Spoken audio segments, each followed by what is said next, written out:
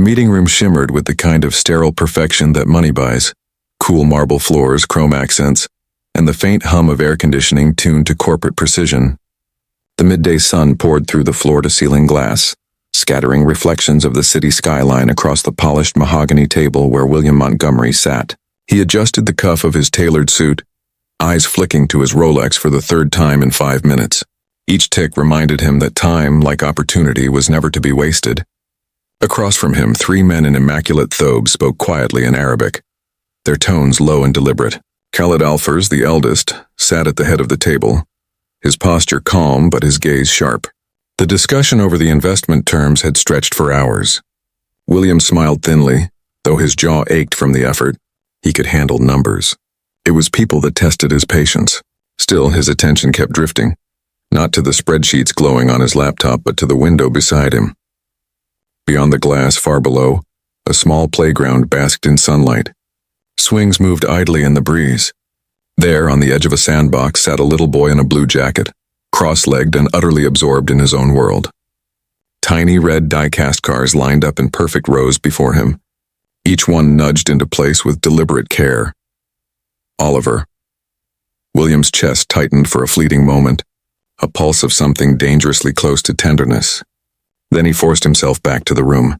"Mr. Montgomery," one of the investors said, his accent thick but words precise. "We need clarification on Section 4. William straightened, nodding quickly. "Of course," he replied, flipping through the pages. His voice was smooth, practiced. The language of business was one he spoke fluently, flawlessly. Yet even as he outlined return projections and contractual protections, his gaze betrayed him. He glanced through the glass again. Oliver hadn't moved. The boy's fingers pressed the cars deeper into the sand, arranging and rearranging them in intricate patterns only he understood. The playground was nearly empty, save for a pair of nannies gossiping on a bench and the occasional shriek of a gull overhead. The world around him seemed a blur, the colors muted, soundless, a world of silence. William swallowed hard, recalling the surgeon's words from 2 years ago. The metallic scent of the hospital, the beeping monitors, the sudden void after the crash. The implant had been a miracle, they said, but miracles had limits. Oliver's hearing never truly returned. Since then, his son's world had become gestures and expressions, a quiet he couldn't reach. "Mr. Montgomery?" Khalid's voice pulled him back again. Yes, my apologies," William said, forcing a polite laugh. "It's just my son. He's outside." Khalid's dark eyes flicked toward the window. "A beautiful boy," he murmured. "You are fortunate. Fortunate." The word lingered like a stone in William's throat. He nodded stiffly, hiding the discomfort beneath professional calm. "He enjoys being near me when I work. Keeps him occupied." Khalid gave no response, though something in his expression hinted at quiet judgment. The conversation shifted back to the deal, numbers flowing like currency across the polished surface. Yet beneath the crisp exchanges, an invisible tension pressed against the glass, a silent war between two worlds. Oliver lifted one of his toy cars, holding it up to the sunlight as if testing its shine. His small face was serene, lost in imagination. Then, faintly, a group of boys appeared at the far end of the playground, 3 of them laughing loudly, their movements bold and careless. William didn't notice. Inside, he was closing on a $50 million agreement. Outside, his son's world was about to shift. The laughter drifted faintly through the thick glass, but William heard none of it. He only caught the smallest flicker of movement, the reflection of the boys approaching, a cloud passing over the sun. His gaze lingered for half a second longer than usual, before returning to his notes. "Gentlemen," he said smoothly, pen poised over the signature line, "I believe we have ourselves a deal." Outside, the soundless world of the playground waited, still bright, still deceptively calm. But the air had changed. The red cars sat lined like soldiers in the sand, untouched for the moment, as if sensing what was coming. And high above, behind the glass that divided them, William Montgomery smiled the hollow smile of a man who thought he'd just won something important. The playground shimmered beneath the noon sun, its colors too bright to feel safe.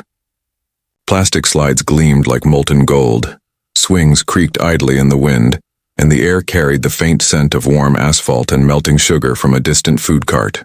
A perfect afternoon for someone else's childhood. Oliver Oliver Montgomery sat at the edge of the sandbox, his knees drawn close. A small army of toy cars spread in disciplined rows before him. Each car was a different shade of red polished to a shine. His father had bought them all, perhaps out of love, perhaps out of guilt, but the boy cherished them the way other children might cherish laughter. He pushed one forward carefully, lips parting in a soundless vroom, though he could not hear the hum of his own voice. The world for Oliver was movement and light. He felt the vibration of the swing chains in the ground. He watched the flutter of leaves. He saw sound in ripples and gestures, in the way people's mouths moved like coded patterns. Sometimes, when his father wasn't watching, he would imagine that the silence was magic, a kind of superpower that let him see what others missed. The way people's faces changed before they spoke, the way the air trembled when something bad was about to happen. Today he felt that tremor. A shadow fell across the sand, then another, then three. Oliver looked up. 3 boys stood in front of him, their shoes clean and expensive, their posture careless and practiced. They were older, maybe 9 or 10, dressed in designer polos that matched in shade but not in temperament. The tallest boy, with gelled hair and a smug curve to his mouth, looked down at the little cars lined neatly in the sand. "What's this?" he asked, though his tone wasn't curious. "A car dealership for babies?" Oliver didn't respond. He tilted his head slightly, trying to read the boy's lips. His fingers tightened around the tiny red car in his palm. The second boy snorted. "He's not answering. Maybe he thinks he's too good for us." The tallest boy leaned closer, sneering. "No, my father told me about him." He switched languages fluidly, words rolling off his tongue in Arabic. His father's that desperate banker who needs Uncle Khalid's money to save his company. Look at him, deaf and dumb. Guess the apple doesn't fall far from the tree. The others laughed, harsh, cutting like gravel in a blender. Oliver flinched. He didn't understand the words, but he understood tone. Cruelty had a shape. It had edges that pressed into skin. He raised his hand slowly, signing with deliberate movements. "I can't hear you." The tallest boy paused, then let out a cruel, exaggerated laugh.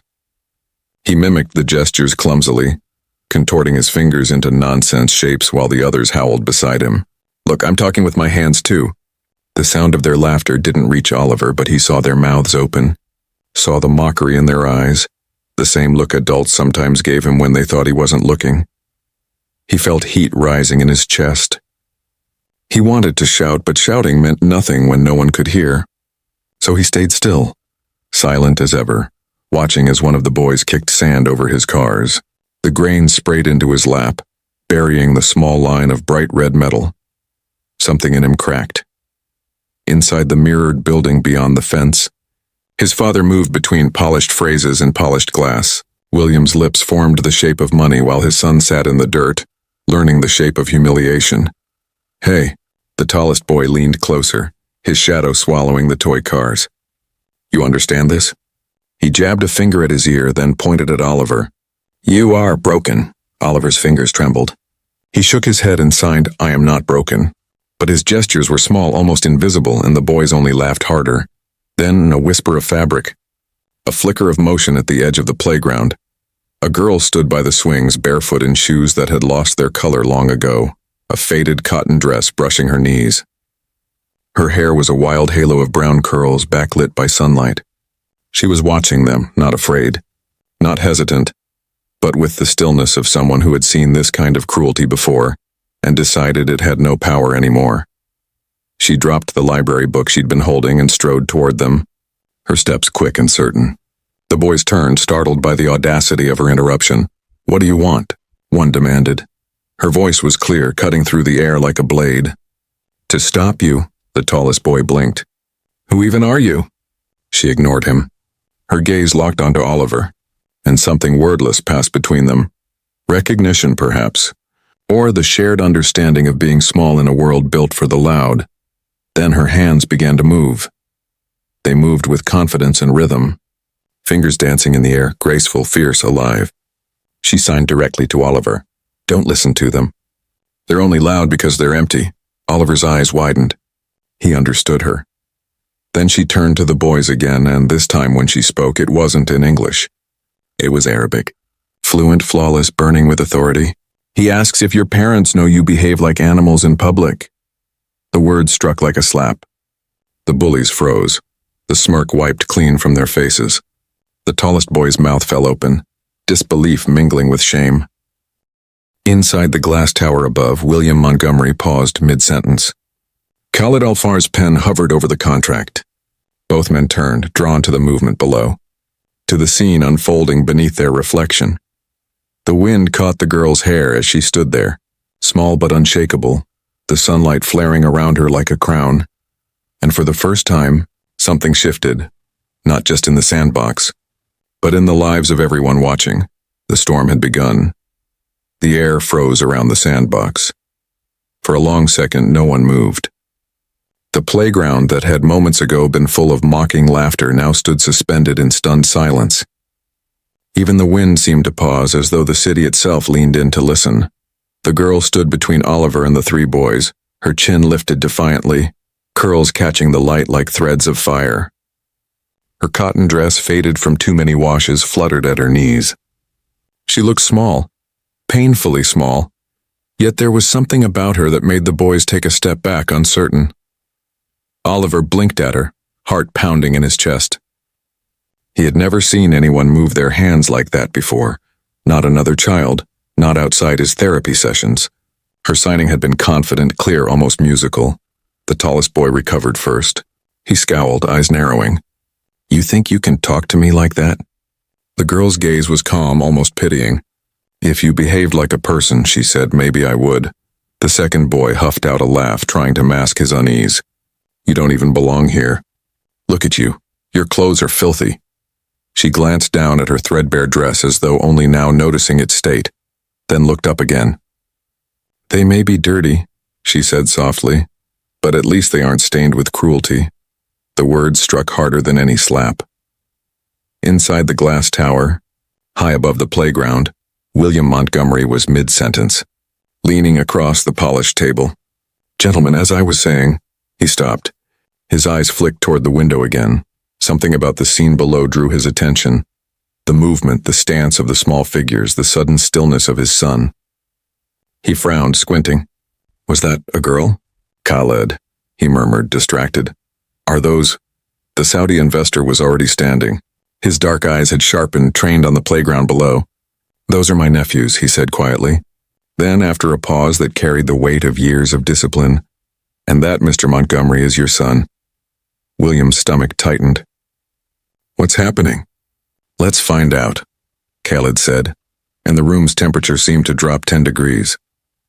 They left the boardroom together, their footsteps echoing against marble floors, the heavy air of business giving way to something far more human and raw.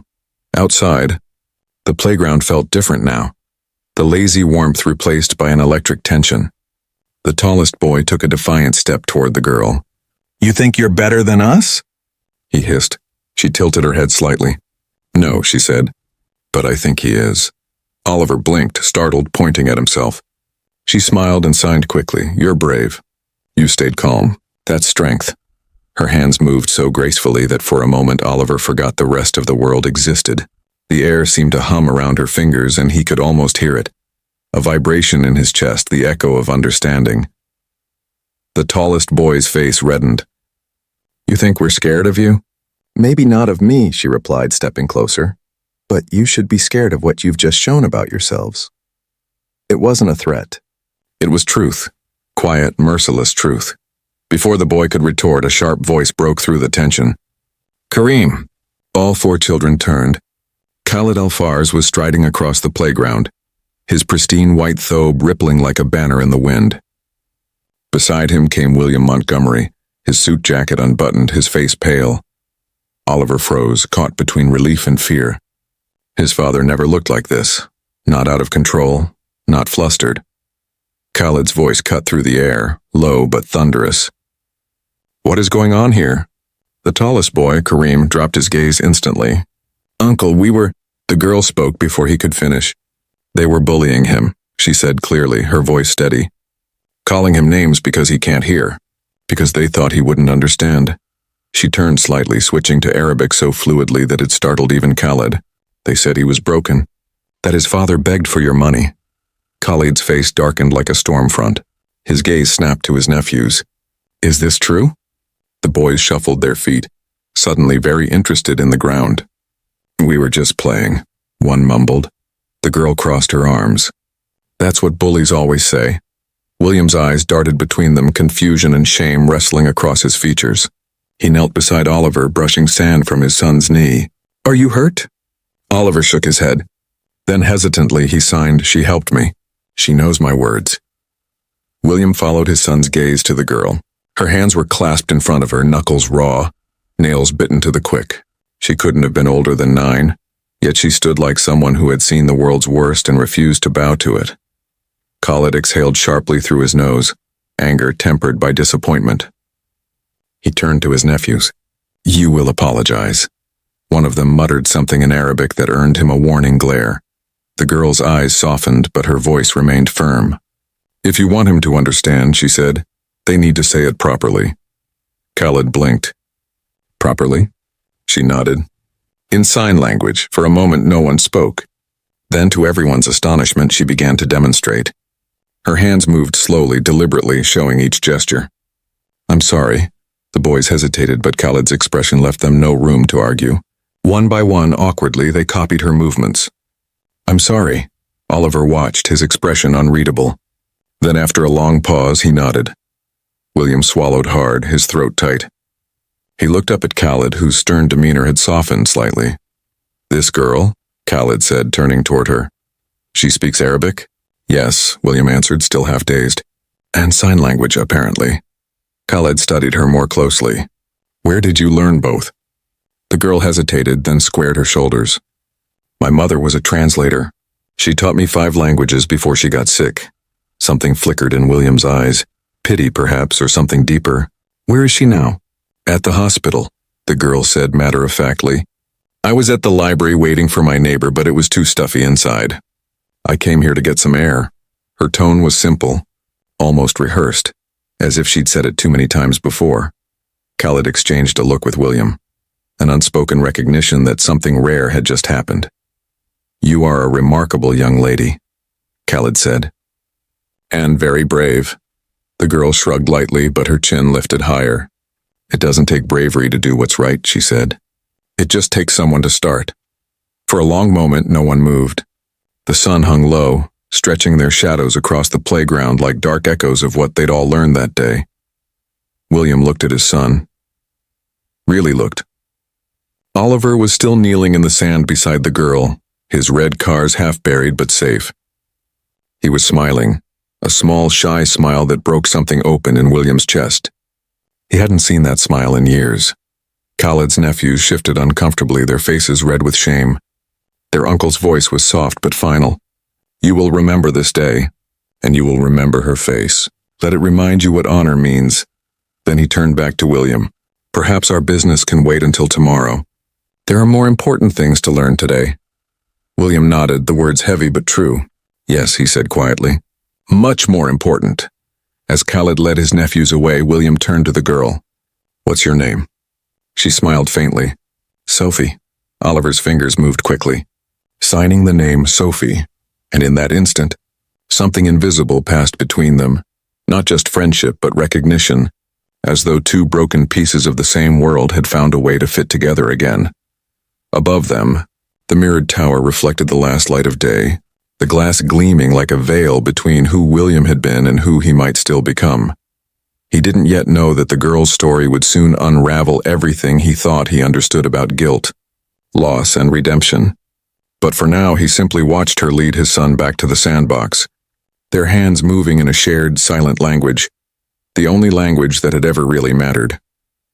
The city was slipping into dusk, its skyline bleeding gold and ash as lights flickered to life one by one. Inside the polished steel and glass tower, the world of power resumed its rhythm, muted footsteps, murmured conversations, and the quiet hum of commerce that never truly slept. But in William Montgomery's mind, everything had gone still. He stood by the window, one hand braced against the glass, watching his son through the fading reflection. Oliver was sitting at the ice cream table across the street, his small hands moving animatedly as Sophie signed back. both of them laughing in their silent world. His laughter, that bright, forgotten sound, echoed through William's memory like a ghost from another life. "Mr. Montgomery." Khaled's voice broke through the silence, deep and deliberate. "You seem distracted." William turned, his face schooled into its usual mask of composure. "Apologies," he said. "It's been a long day." Khaled studied him for a moment, the kind of gaze that seemed to see past the tailored suit and expensive watch to something stripped raw underneath. "Your son is extraordinary," he said quietly. "So is that girl?" William nodded absently. "Yes, Sophie. She reminds me of my late sister," Khaled continued, pouring himself a cup of coffee. "Defiant, fearless, always speaking truth even when it cut." He took a sip, then looked back at William. "Your son has that same quiet strength, but strength left unseen too long becomes sorrow." The words struck harder than they should have. William managed a brittle smile. "You sound like my therapist." "I sound like a father who once chose the wrong meeting over the right moment," Khaled replied softly. That silence between them was heavier than glass. William exhaled slowly.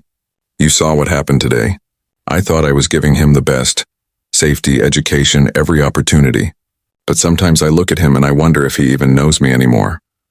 "Children do not need perfect fathers," Khaled said. "They need present ones." William's jaw tightened. The truth in those words scraped against years of guilt buried beneath contracts and headlines. Outside, the laughter from the ice cream parlor floated faintly through the night air. Sophie was telling a story in animated signs, her eyes bright with mischief. Oliver's whole face lit up, his hands flying in reply. For the first time in years, William didn't see his son as fragile. He saw him as alive. He turned back toward Khaled. "What would you do?" he asked quietly. "If you realized too late that your child stopped waiting for you?" Khaled placed the cup down, his expression unreadable. "Then I would stop talking about regret," he said, "and start listening to what is still left to be said." An hour later, the two men stepped out of the tower together.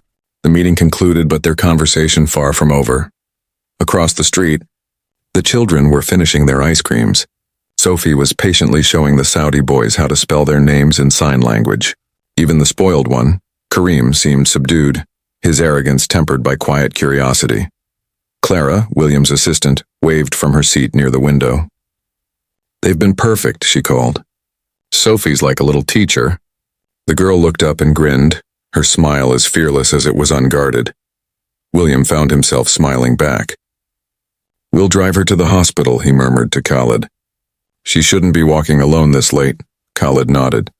A small gesture can carry great weight, especially when it's the first step toward something better. The car ride was quiet at first. Oliver sat in the back seat with Sophie, the faint hum of the engine filling the space between them. Outside, the city blurred into streaks of amber light. Sophie leaned forward slightly. "My mom's in the public hospital on 73rd, she said softly. "She's been there for a few weeks. I go every evening when they let me." William glanced at her through the rearview mirror. "Is there anyone else with you?" She shook her head. "Just our neighbor, Mrs. Hahn. She lets me sleep on her couch. Mom says once she's better, we'll move somewhere new, somewhere quiet." Her voice didn't waver, but there was something in her eyes. An exhaustion no child should carry. Oliver reached out and signed something quickly. Sophie smiled. "He says your car smells like coffee and money." William laughed, what a short surprise sound. "He's not wrong," Sophie grinned. "He also says he likes your watch. It ticks louder than people talk." William turned slightly, meeting his son's gaze in the rear view. Oliver was grinning, eyes alive with mischief. The look was so heartbreakingly familiar, the same expression his wife used to wear when teasing him, that for a moment William had to blink back the sting behind his eyes. Khaled, seated beside him, noticed. "Your son has found a new friend," he murmured. "And perhaps a new voice." William nodded. "And I'm realizing how much I've missed hearing him."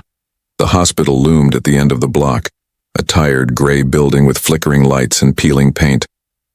Sophie climbed out of the car and adjusted her worn backpack. "This is it," she said, smiling. "Thank you for the ride." William hesitated. "Would it be all right if I met your mother? Just to make sure you get in safely." Sophie looked uncertain for a moment, then nodded. She'd like that. Inside, the air smelled faintly of antiseptic and wilted flowers. A weary nurse at the desk glanced up but didn't stop them.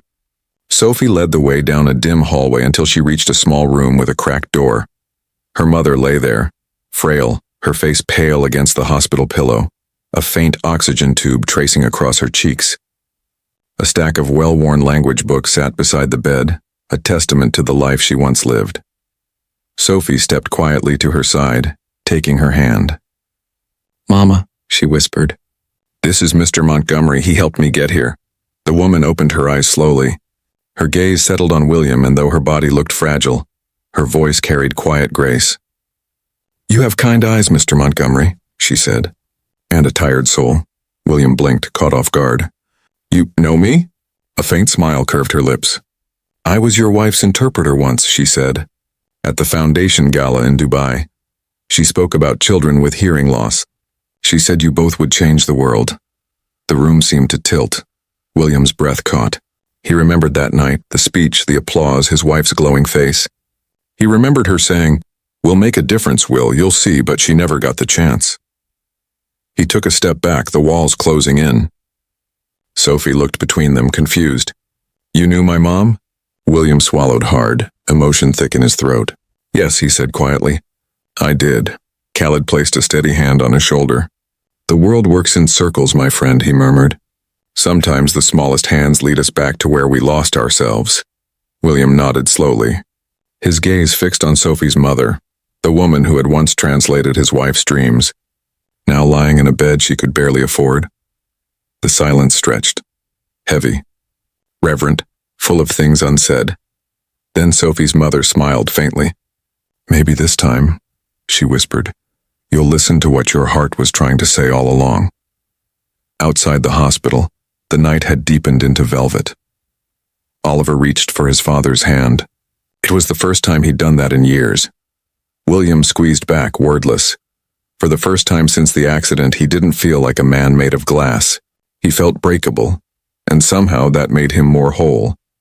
And as Sophie waved goodbye from the doorway, the faint glint of a miracle shimmered in the city's neon glow, not one of fortune or fame, but of hearts rediscovering the sound of love. The rain began before midnight.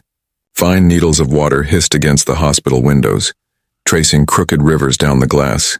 The sound filled the silence William and Khaled had left behind, a hush that felt like the world holding its breath. William sat alone in his car outside the building, the wipers sweeping back and forth in slow mechanical rhythm. Oliver slept in the back seat, his head resting on the worn teddy bear that had survived the accident. William's hands gripped the steering wheel, but his mind was still upstairs replaying the woman's words. "I was your wife's interpreter once." He had spent years burying that memory. His wife's laughter, her endless compassion, the way she had signed "I love you" to Oliver every morning before school. It all rushed back now like a tide breaking through a dam. A tap on the window startled him. Sophie stood outside, clutching a small plastic folder to her chest. Her curls were damp, her dress clinging to her knees. William opened the door immediately. "I'm sorry," she said quickly, voice trembling from the cold. "I didn't mean to scare you. Mama wanted you to have this." She held out the folder. Inside was a stack of papers, old photographs, newspaper clippings, and a few handwritten letters. On top lay a photograph of his wife smiling at a charity event, her arm around Sophie's mother. William's throat tightened. "She kept these?" Sophie nodded. "Mama said your wife was the kindest woman she ever met. They used to write each other. She said they were planning something before the accident." William frowned. "Planning what?" Sophie hesitated, glancing toward the hospital doors. "A school," she said finally. "For kids like Oliver. Mama said your wife was looking for a place to build it, a place where no one would ever call them broken." The words hit him like thunder. He remembered vague conversations, sketches on napkins, his wife's voice echoing in his study late at night as she dreamed aloud about a school for silence. He had dismissed it back then, too busy chasing clients across time zones. Now the dream had found its way back to him through the hands of a child. Inside the hospital, fluorescent lights flickered. Khaled stood by Sophie's mother's bedside, listening as she spoke between shallow breaths. "I didn't know who he was until I saw his face," she murmured. "Your friend carries so much grief he doesn't even notice it anymore." Khaled nodded slowly. He will notice now. You've given him something he cannot ignore. A small smile touched her lips. Then maybe my daughter won't grow up believing silence is a punishment. Sophie slipped into the room dripping rainwater and went straight to her mother's side. He has the papers, Mama. Good, the woman whispered. Then it's time. William entered behind her, the folder pressed against his chest. He looked down at the woman who had once translated his wife's voice for the world. You said they were planning a school. How far did they get? Her eyes glimmered. Far enough to make enemies. Khaled glanced at her sharply. Enemies? She nodded weakly. Your wife had discovered something. The foundation she partnered with, the one financing the school, was laundering donations. She was going to expose them. The air in the room turned heavy. William felt his pulse quicken. Are you saying the accident? I don't know, she said quickly. But she told me she was being followed. A week later, she was gone. After that, someone came to my house asking questions. When I refused to hand over her files, I lost my job. My health got worse, but I kept everything she gave me. For Oliver, she pointed to the folder in William's hands. Everything she found is in there. Lightning flashed outside, momentarily bleaching the room in white. William opened the folder again. Among the letters was a sheet covered in his wife's handwriting, dates, figures, and a name circled in red ink. Hamilton and Ross Investments, his own firm. The floor seemed to fall away beneath him. Khaled read the name over his shoulder, his expression darkening. That's your company. William's voice came out hoarse. My partner handles most of the philanthropic accounts. I never looked at the donation ledgers. Sophie's mother closed her eyes, exhaustion settling over her features. Then look now. The truth will either free you or destroy you. Later that night, William drove home through the storm, every flash of lightning illuminating the folder on the passenger seat. Oliver slept soundly behind him, unaware that his mother's voice had just echoed back into their lives. When they reached the penthouse, the city below shimmered like a field of wet glass. William tucked his son into bed, brushed the damp hair from his forehead, and whispered a promise he hadn't made in years. I'm going to fix this, Ollie, for her. For you. He opened his laptop, heart pounding, and logged into the company's restricted financial archive. The numbers stared back, clean, precise, and wrong. Transfers disguised as grants, routed through offshore accounts, each connected to the foundation his wife had trusted. His partner's signature appeared on every authorization. William leaned back, the realization slicing through him like ice. His wife hadn't died chasing a dream. She had died uncovering a crime. And somewhere along the line, his silence had bought someone else's freedom. A soft sound made him turn. Oliver stood in the doorway, rubbing his eyes. He pointed to the window where the rain still fell in silver lines. William walked over, kneeling to meet his gaze. Oliver signed slowly. You're scared. William hesitated, then nodded. Yes, but I'm listening now. Oliver smiled faintly and signed again. Then you're not lost anymore. The words hit him with more force than any confession could.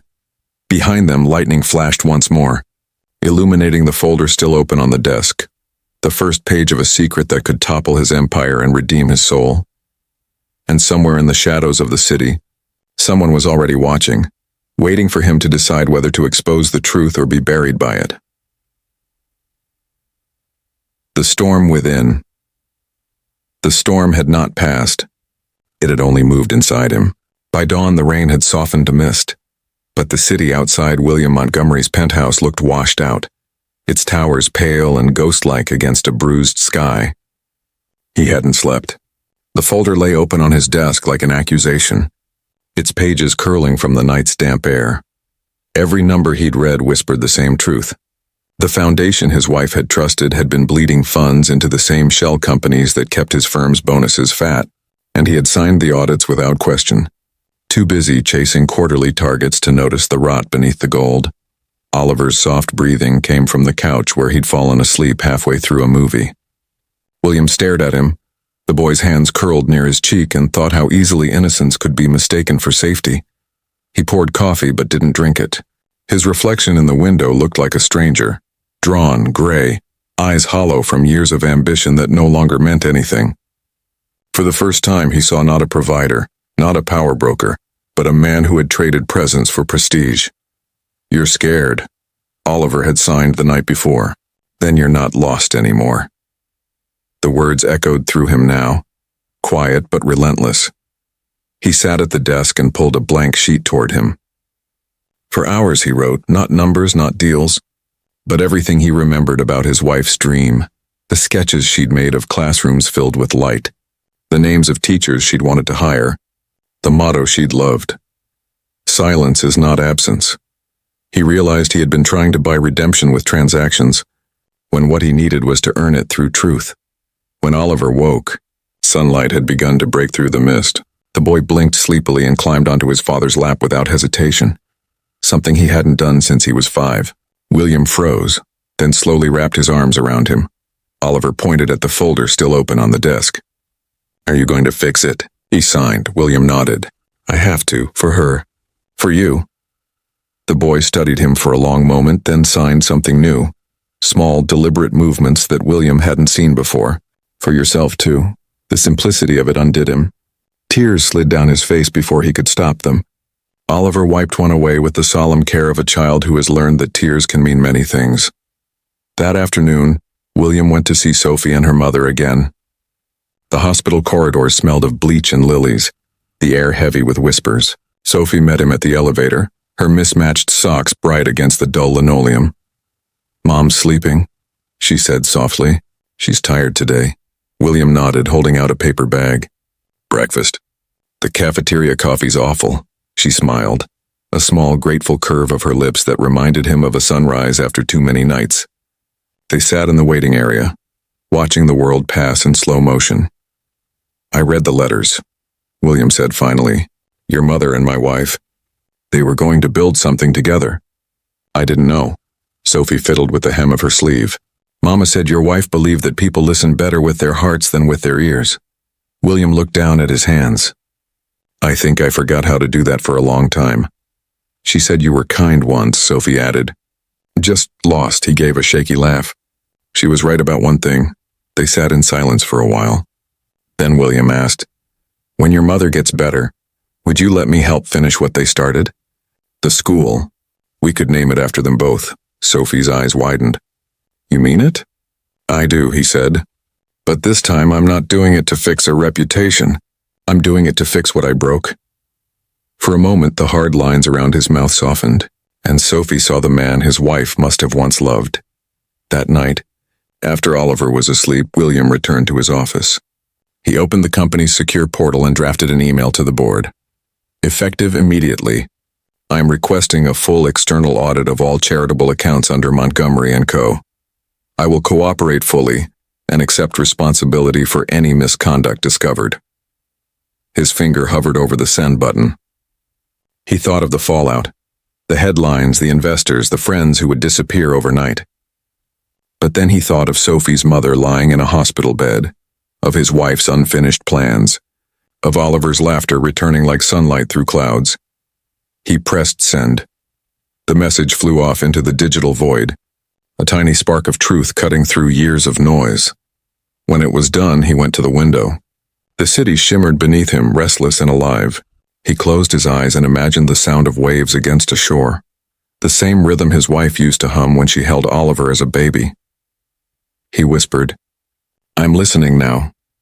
For the first time in years, the silence that followed did not feel empty. It felt like peace.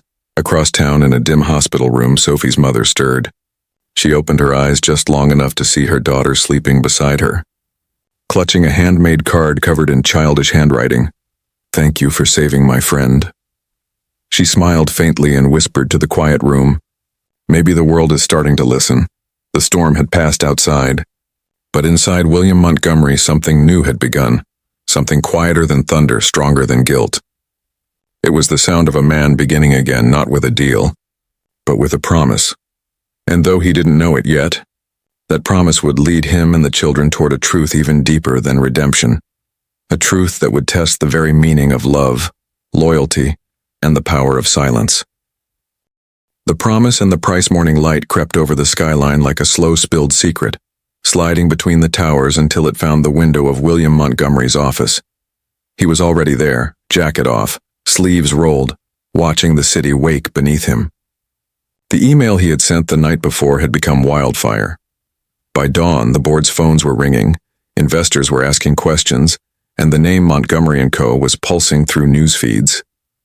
Every headline carried his confession in a dozen variations. CEO calls for investigation into his own firm. His assistant, Clara, stood by the door clutching a tablet. "They're saying it's courageous," she said quietly. "They're also saying it might cost you everything." William nodded, almost relieved. Then maybe it's worth something again. By mid-morning, he faced the board. No polished speech, no defense, just truth. He told them what his wife had tried to build, what he had ignored, how the company's charity accounts had been treated as decoration instead of duty. When he finished, silence held the room. One of the directors, a woman who had known his wife, said softly, "You just burned your own empire, William." He met her gaze. Maybe it wasn't mine to keep. He stepped down that afternoon. No press conference, no applause, just a signed letter and a faint sense of air returning to his lungs. At the hospital, Sophie met him in the corridor. Her eyes were rimmed red from sleepless nights. "She's getting worse," she whispered. "They're moving her to the intensive ward. The doctor said she needs a stronger treatment, but the insurance—" William stopped her with a raised hand. "Don't worry about that." He had already called his accountant that morning and transferred funds quietly into the hospital's assistance program. No press release, no charity gala, just help. When they entered the room, Sophie's mother looked smaller beneath the tangle of tubes and pale sheets. Her voice was barely more than breath. "You did it," she murmured when she saw him. William took her hand carefully. "The truth is out. I stepped down." A faint smile touched her lips. Then the world might still turn toward kindness. Sophie sat beside her, holding her other hand. Oliver stood near the window, watching the rain streak across the glass. He turned and signed to William. "She's sleeping in the sky soon?" William knelt beside him, answering slowly with the signs he still stumbled through. "Maybe. But she'll hear everything now, even the quiet." 3 days later, she was gone. The funeral was small, just a handful of nurses, one of Khalid's aides, William and Oliver, and Sophie in a plain black dress that looked too old for her. When the final hymn faded, Sophie stood over the grave and whispered, "You taught me that silence can shout, Mama. I'll keep shouting." William felt something break and mend inside him at the same time. Weeks passed. The scandal around Montgomery & Co. settled into the steady rhythm of the news cycle. Another firm took control, new audits began. But instead of ruin, something unexpected happened. People started sending letters, former employees, parents of children with hearing loss, translators who had once worked beside his wife. They wrote not to condemn him, but to ask, how can we help build the school she dreamed of? William rented a small office in an old library overlooking the park. The first blueprint went up on the wall, a design of open classrooms, sunlight gardens, and wide corridors that echoed not with noise but with movement and light. He called it the Haven School for Silent Voices. Sophie came after class every day, her hair tied back, sleeves rolled, drawing signs for murals she wanted to paint. Oliver helped her pick colors, their hands flying in conversation faster than William could follow. Khalid visited once, quietly, bringing a donation from his family foundation. "You are rebuilding something better than wealth," he said. "My nephews will volunteer when it opens." William smiled. "Then they'll learn the language of respect the right way." On the school's opening morning 6 months later, sunlight flooded the new courtyard. Banners fluttered in soft wind. Silence is not absence. Sophie stood at the front holding Oliver's hand. When the crowd quieted, she stepped forward to sign the first words of her speech. William translated aloud beside her. "My mother and Mrs. Montgomery believed silence can hold more love than noise. This school is not a monument to loss, it's a beginning." Oliver signed something to her and she laughed before continuing. "He says the classrooms smell like hope." The audience smiled. A few wiped tears. Then William took the podium. His voice trembled only once. My wife taught me that success means nothing if it isn't shared. A child taught me that forgiveness doesn't need words, and a young girl showed me that even the smallest hands can lift the heaviest hearts. He paused, looking out over the rows of children, some signing, some watching, all radiant with that strange, fearless joy that comes from being understood. "This," he said softly, "is what listening looks like." That evening, after the crowd dispersed, the three of them stayed behind in the empty courtyard. The sky was streaked violet and gold. Sophie sat cross-legged on the grass, painting the last stroke of a mural on the wall, two hands forming the sign for love, surrounded by spirals of color. Oliver added a small red car beneath it, a memory of the day they met.